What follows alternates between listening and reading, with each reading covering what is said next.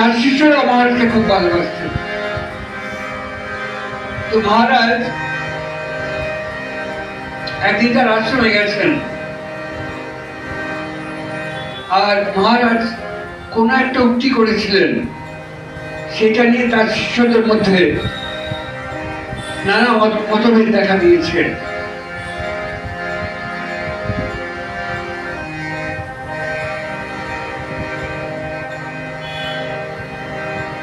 তার মধ্যে গিয়ে মহারাজ হাজির হয়েছেন, আর উনি বনহারজির খ্যাপা বনহারের পাশে গিয়ে বসেছেন, আর উনি একটা তারের একতারা বাজাচ্ছিলেন।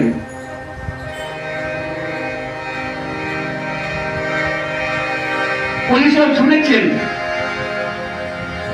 শিবানন্দজির সম্বন্ধে সমালোচনা হচ্ছে। সেই সময় খ্যাপা বনহার গানটি ধরলেন, বললেন শোনো, ভালো করে শোনো। মহারাজকে শোনালেন, আমরা থাকি দুজন, থাকি দুজন, থাকি দুজন,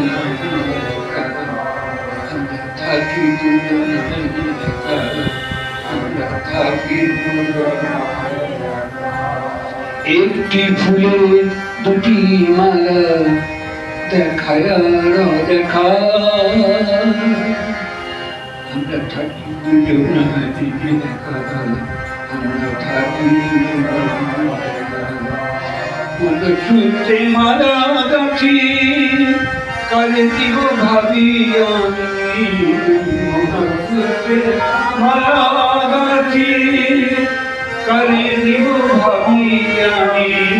নিরক্ষরে অক্ষরাদি, নিরক্ষরে অক্ষরাদি, দেখেছি একা।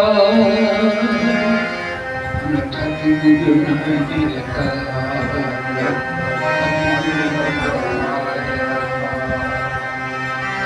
একটি ফুলে দুটি মালা, দেখায় আর দেখা।